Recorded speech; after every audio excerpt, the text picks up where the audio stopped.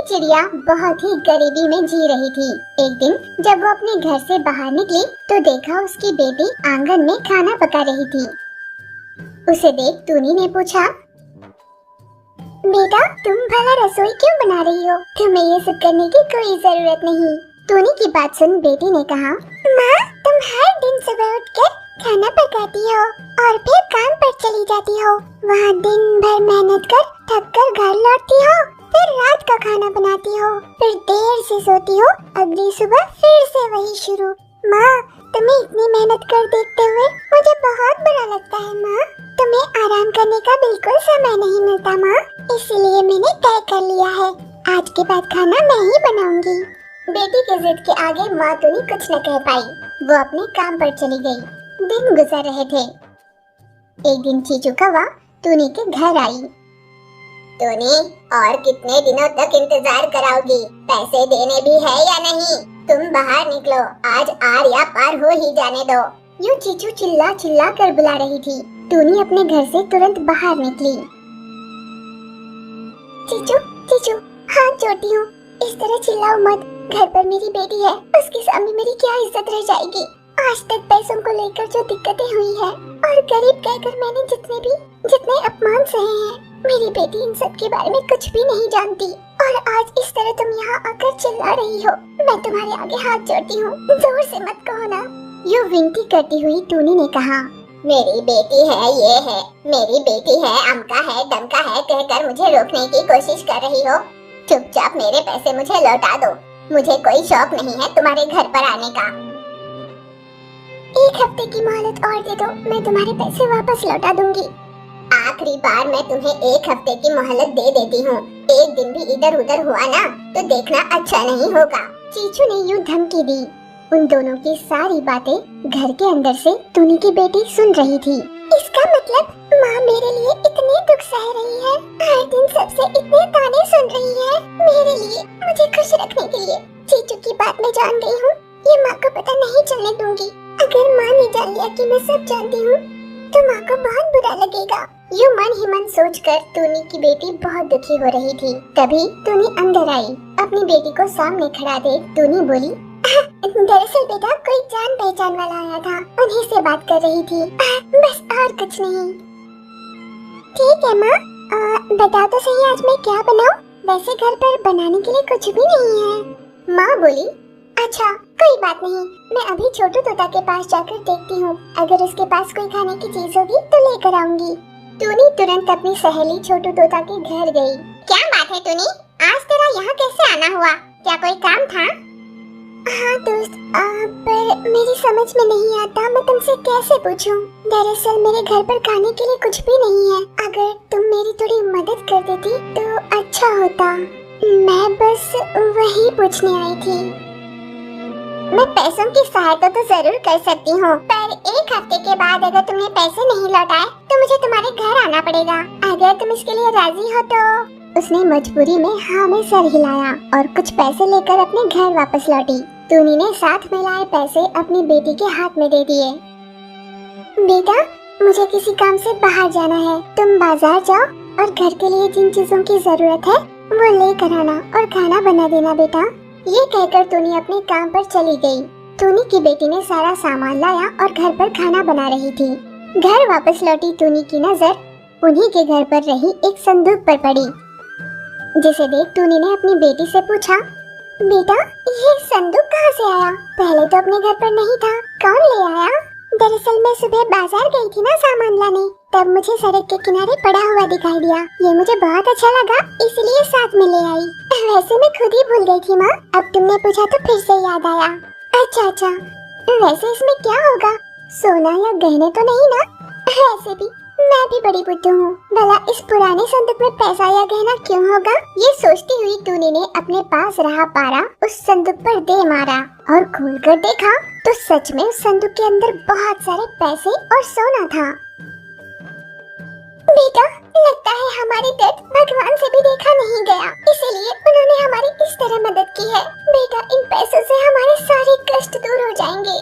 टूनी ने तुरंत उनमें से कुछ पैसे निकाले, छोटू तोता और चीचू कौवा को वापस लौटा दिए। यूं सारे पुराने कर्ज मिटाने के बाद टूनी घर वापस लौटी। उन पैसों से उसने खुद के लिए बहुत अच्छा बंगला बना लिया और अपनी बेटी की बहुत अच्छे से परवरिश करने लगी। जंगल में तरह तरह के पक्षी निवास किया करते थे। हर पक्षी परिवार एक एक पेड़ पर अपना सुंदर सा घर बनाकर उसमें रहा करता था। वहाँ रहने वाली सभी मादा पक्षियाँ शाम के समय इकट्ठे होते और इधर उधर की बातें किया करते। कभी इसके बारे में तो कभी उसके बारे में सभी बात किया करते। खासकर टूनी चिड़िया को सभी के नुक्स निकालने की आदत थी।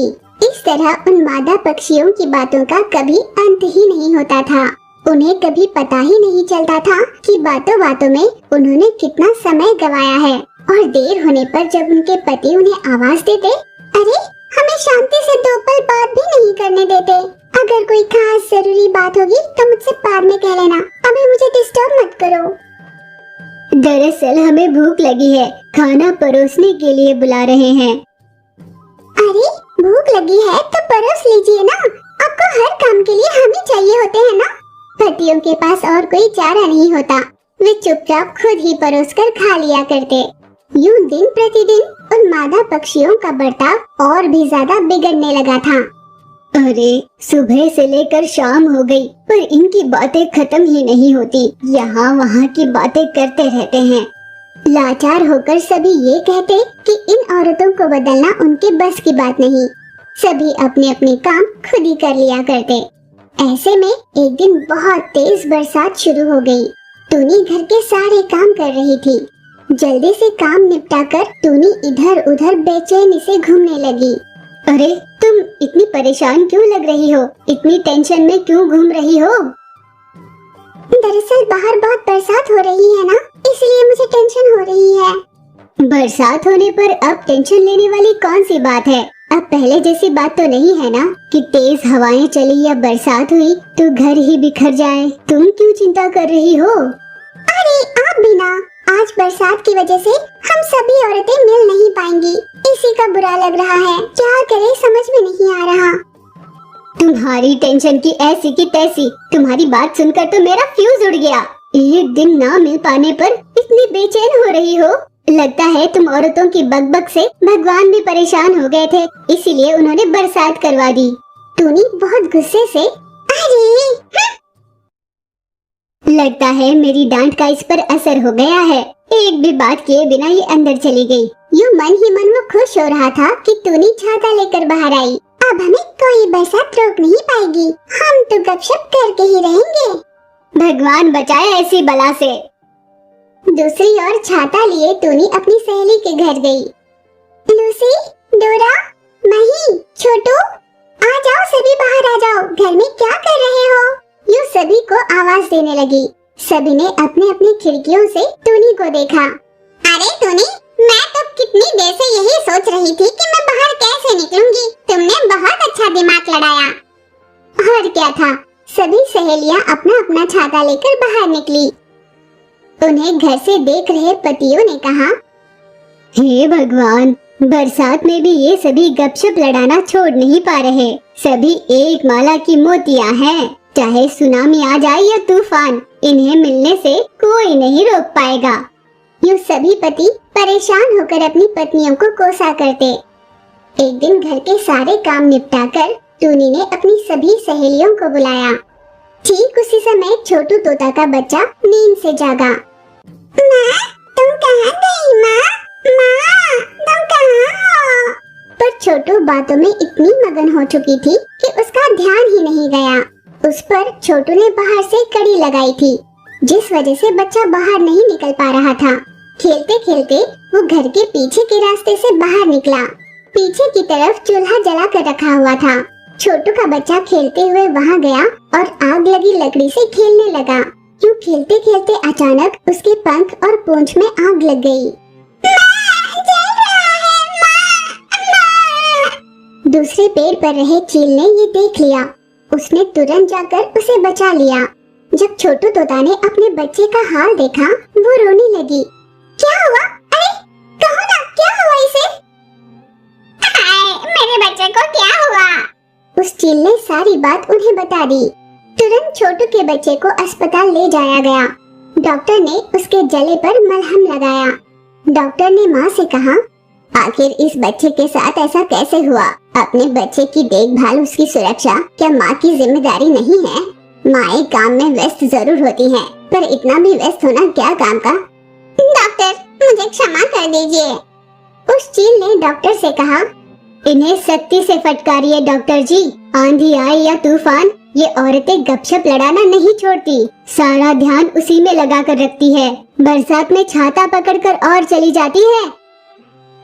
सुनकर ऐसे लगता है जैसे बात करने के लिए यही आखिरी दिन हो। ऐसे करते हो आप। कोई जरूरी बात हो तो उसे बताने में कोई दिक्कत नहीं, पर इधर उधर की बेकार की बेमतलब की बातें करने में समय गवाना कौन सी अक्लमंदी है?